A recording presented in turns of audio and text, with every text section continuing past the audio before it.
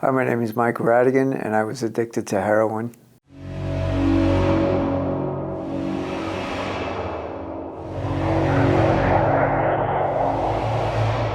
Well, I was very young when I first started, probably 5 or 6 years old with just alcohol.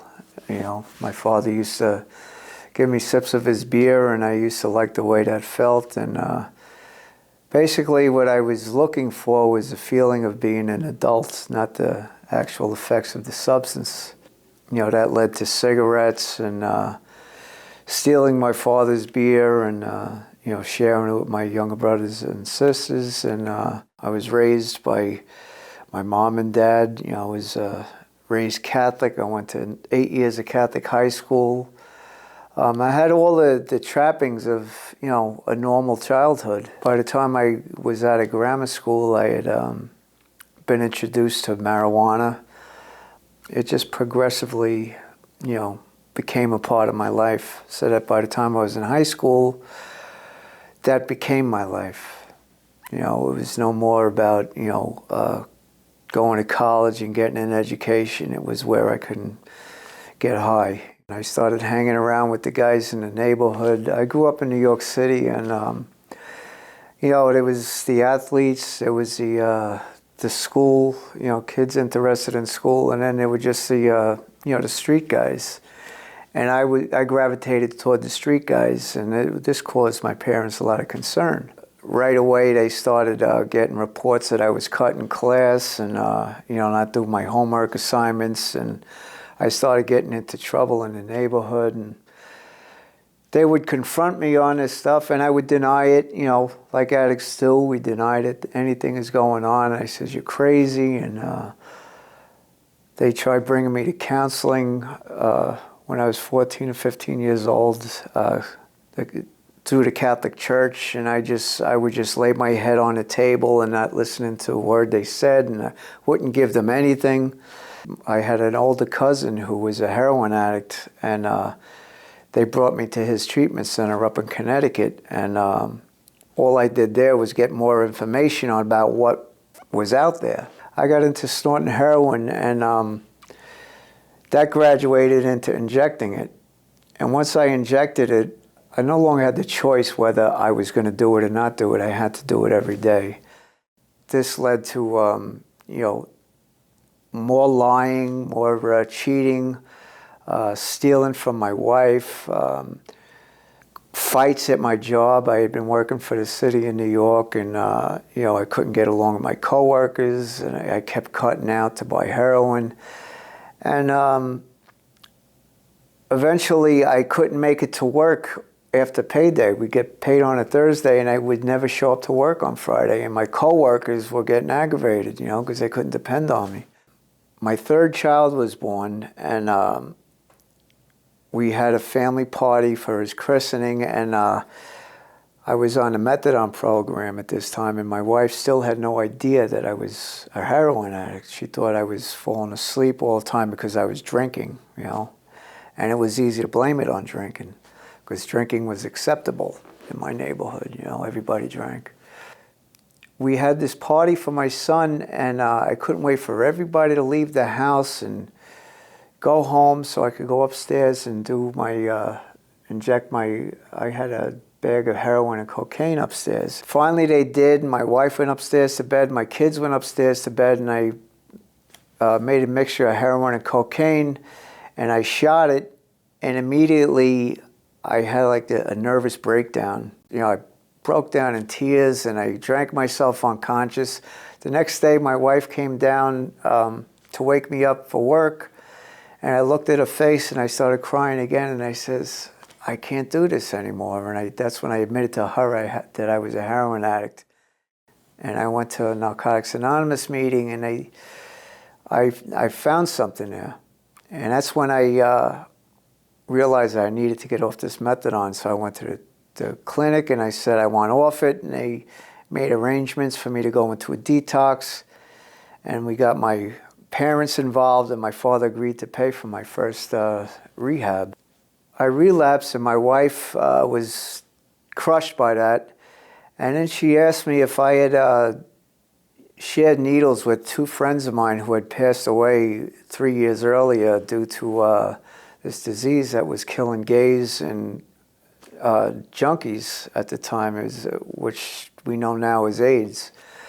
And of course I denied it, and I says no, and she said, would you get tested anyway? And reluctantly I went down and got tested, and I came up positive for HIV in 1990. And I, right away, and the doctors told me that I'd be dead in 2 years, so that gave me what I thought was a free pass to just use, because what the heck else do I have to live for, I used, I relapsed, I got clean, and which brought me up to the year 2010 when I found myself out of jail on probation again, on a methadone program again, and I just took a look around me at that clinic, and I saw these people who I had been associating with myself, and something inside me, I had a spirit inside me that was never crushed. And that spirit says, you're better than this. You have something inside you, and this is not it. And for that one moment, I had a moment of clarity, and I says, something, you're right. I can do better. And I went in, I told them I want off the methadone. And this time I had them wean me off it slowly, because treatment was no longer an option for me. I had no more medical insurance. They refused to pay me for my treatments anymore. So I was left to myself. Apprehensive. I knew they were going to ask me where I was, how come I left, why did I do this, why did I do that, how come I didn't listen. And I went to that meeting, and all they did was smile at me and say, hey, it's good to see you. And at that moment, all those prayers that I said for years, I'm getting a little emotional now with this change, but they all just came to fruition at that one moment, and I knew I was done. And I just threw myself into recovery, head over heels. And I started developing friendships and relationships with people and letting people know who I was. And the people in the program, they didn't do that. They accepted me, and they shared themselves with me. And I realized that I wasn't unique. I wasn't alone, and I wasn't the only one. And these people showed me that there is life after addiction. I've gotten remarried. I'm back in college. I have a working relationship with my daughters and my son, and I have granddaughters, and I'm active in their life, and I have stepchildren, and I'm active in their life, and the best thing that's happened to me in my recovery is that I could be there when my dad took his last breath. And I walked through the door of his hospital, and I saw him hooked up with all these oxygen apparatuses. Called me down, he says, Mike, I'm proud of you. And I looked at him and I says, I love you, Dad. And we held our hands. And then he pulled the last oxygen out of his nose, and he expired like about 10 minutes later, holding his hand. And just to be there for that, was worth $1 million. And so, if I could say one thing to anybody listening, I would just tell you that, whatever you're going through at the moment, it will pass. I know when you're a teenager, it seems like, life is a ball of confusion. I grew up in the 60s with the Vietnam War going on. Adulthood looked like a scary thing for me, And I was scared, and that's what drove me to drugs.